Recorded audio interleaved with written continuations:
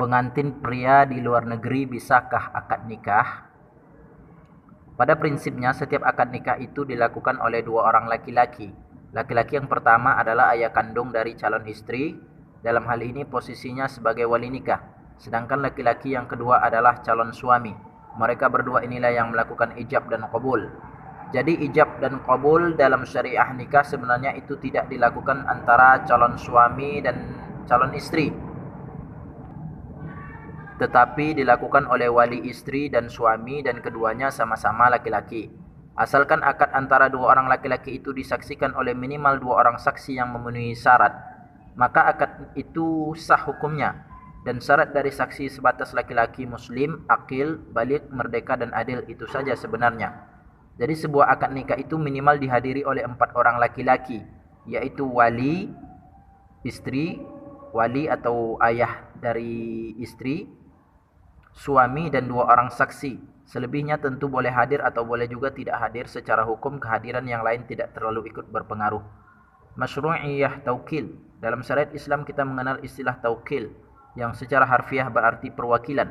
Seseorang yang punya hak dan wewenang tertentu boleh saja meminta orang lain untuk mewakilkan dirinya. Misal yang sederhana dalam hal persidangan hukum atau akad-akad bisnis, kita biasa menyaksikan seorang lawyer diminta untuk menjadi wakil penuh bagi seorang dalam perkara hukum. Misal sederhana yang lain adalah seorang duta besar menjadi wakil atas kepala negara asalnya di negara tempatnya bertugas. Maka dalam syariah yang terkait dengan akad-akad, taukil ini punya kedudukan hukum yang sah. Misalnya seorang pedagang mewakilkan wewenangnya kepada pegawainya untuk menjualkan barang dagangannya. Akad itu sah hukumnya meski tidak dilakukan langsung oleh pedagangnya. Taukil dalam akad nikah. Kemudian, keberadaan masing-masing pihak itu masih boleh diwakili oleh orang lain asalkan atas izin dan persetujuan dari yang memberi mandat. 1. Wakil wali. Seorang ayah kandung istri boleh meminta orang lain menjadi wakil atas dirinya dalam menikahkan putrinya. Hal ini lazim terjadi di tengah kita. Bahkan kadang terlalu berlebihan, walaupun sang ayah kandung itu hadir dalam akad nikah, tetapi masih juga meminta orang lain yang biasanya lebih dituakan untuk menjadi wakil atas dirinya. Misalnya ayah kandung itu meminta ulama setempat atau tokoh masyarakat tertentu untuk bertindak menjadi wakil atas dirinya. Maka sah hukumnya bila sebagai walinya ditunjuk orang lain oleh ayah kandung secara langsung sebagai wakilnya, setidaknya atas izin dan kewenangan yang diberikan. 2. Wakil suami. Selain ayah kandung yang boleh diwakilkan, dalam syariat Islam sebenarnya bisa saja perwakilan itu dilakukan oleh pihak menantu atau calon suami.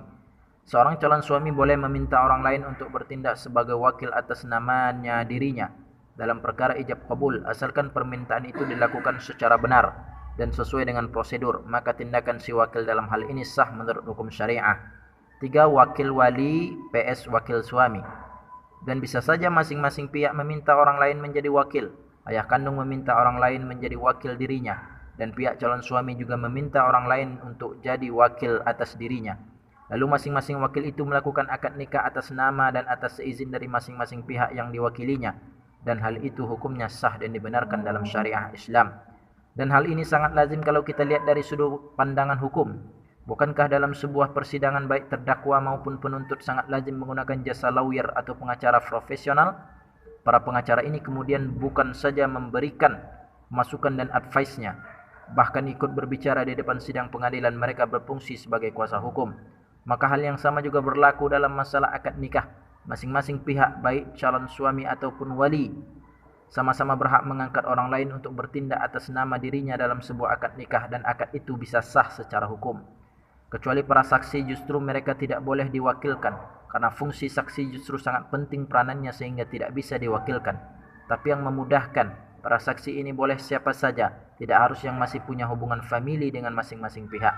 Maka dengan demikian, asalkan masing-masing pihak sudah terwakili secara sah, maka akad nikah itu bisa dilakukan secara sah, baik dalam hukum agama maupun hukum negara, baik akad itu dilakukan di Indonesia maupun di Saudi Arabia.